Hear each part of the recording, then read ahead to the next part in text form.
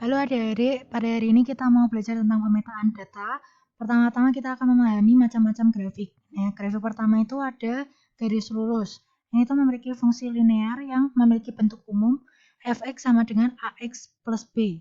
Nah, nilai A ini merupakan koefisien yang menggambarkan gradien atau kemiringan garis, x-nya itu menggambarkan bilangan variabel, dan b-nya itu merupakan konstanta. Nah, persamaan garis ini tuh bisa dipakai untuk mengukur absorbensi larutan. Nah, ini kita langsung ke contoh soal aja. Kita mau melihat hubungan antara konsentrasi larutan K2CrO4 dengan absorbensi larutannya. Nah, jadi kita copy paste dulu ini konsentrasi larutan sama absorbensi larutannya ke Excel. Ke Excel, terus kita pastenya paste spesial. Paste spesial, teks.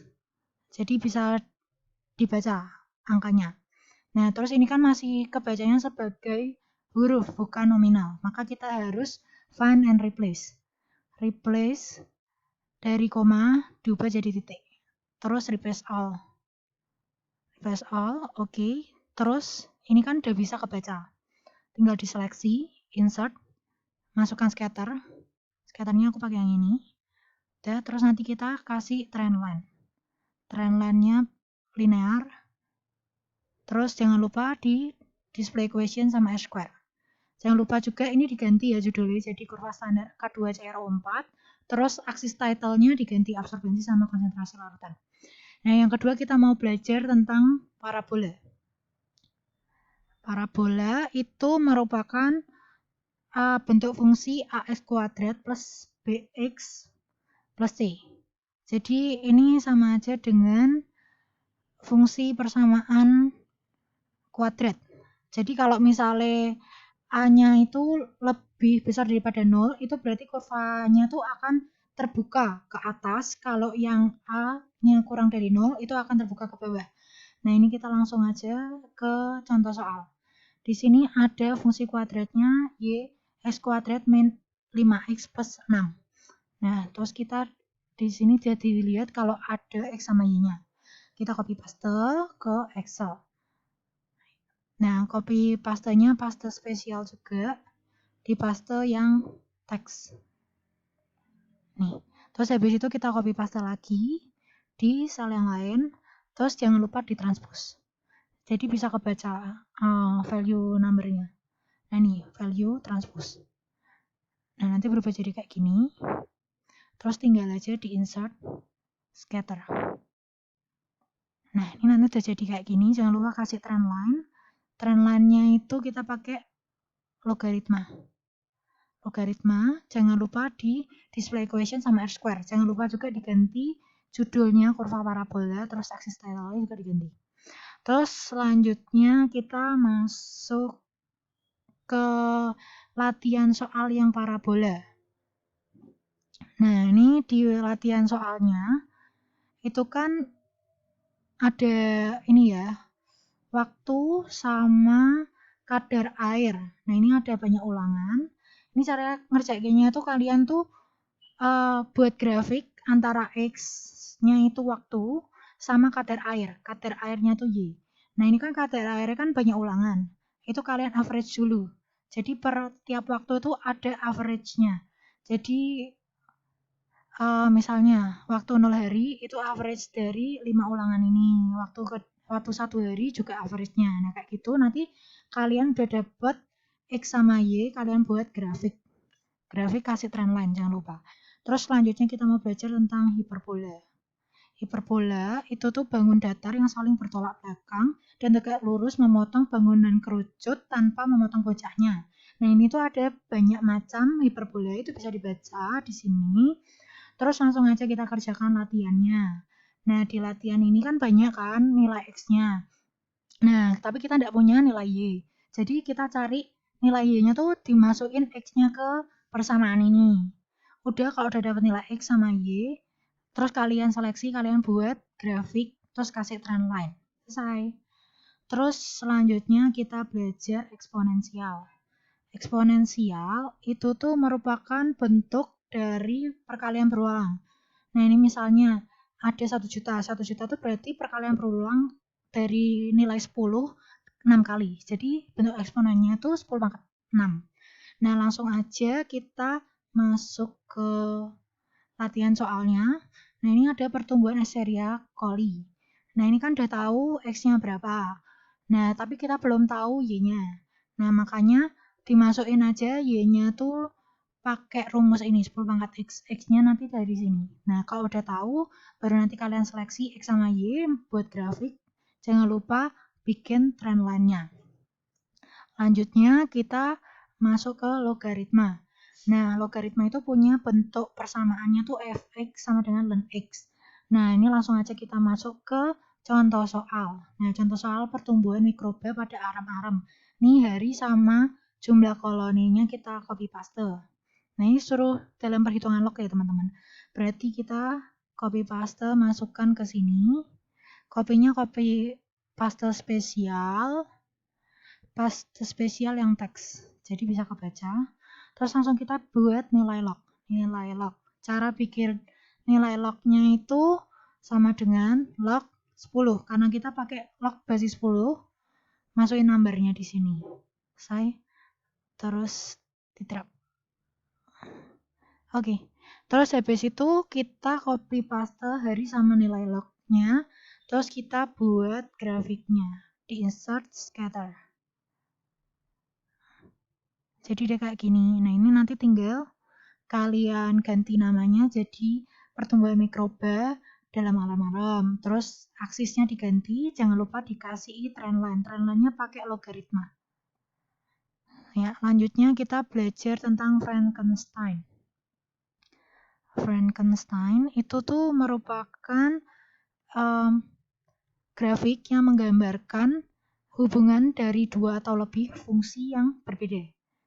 Kayak gini. Nah, langsung aja kita ke contoh soalnya. Nah, ini ada persamaan mengenai laju pertumbuhan bakteri.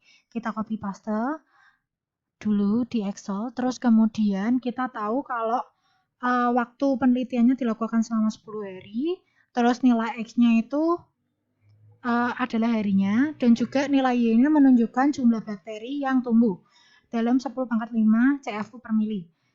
Nah, diketahui juga kalau hari ke-7 itu berhenti pertumbuhannya karena kehabisan nutrisi. Nah, nanti kita disuruh menyajikan data pertumbuhan. Nah, kita udah copy paste ini sama persamaan waktu sama jumlah CFO-nya itu kita pakai rumus dari fx-nya ini. Berarti sama dengan 0,8 dikali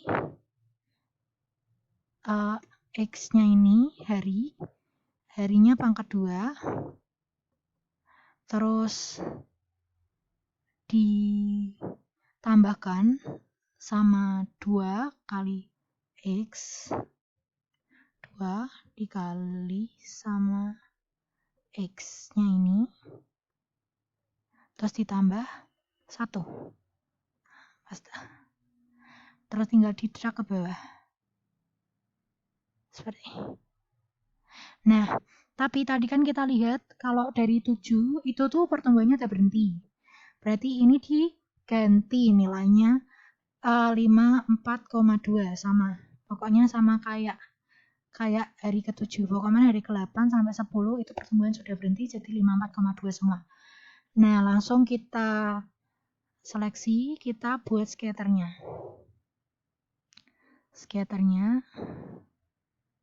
Nah, nanti jadi kayak gini. Jangan lupa ini diganti judulnya jadi pertumbuhan bakteri, terus aksisnya jumlah sama hari. Selanjutnya kita belajar power. Power itu bentuk umumnya adalah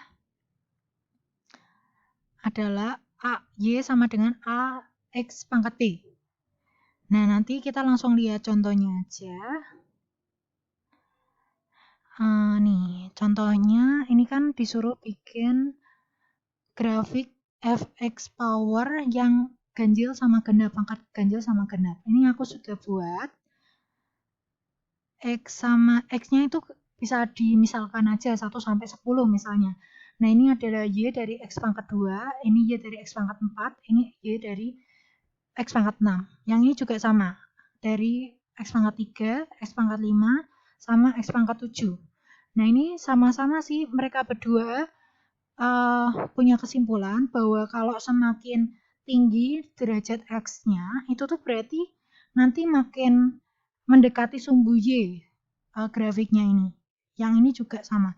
Cuma ini agak nggak kelihatan karena skalanya terlalu besar ya, jadi malah terlihat menumpuk gitu. Seperti itu. Terus ini nanti ada latihan, kalian bisa kerjakan. Ini X-nya bisa pakai 0,25 sampai 10. Range-nya 0,25. Jadi 0,25, 0,5, 0,75, 1 sampai 10 ya.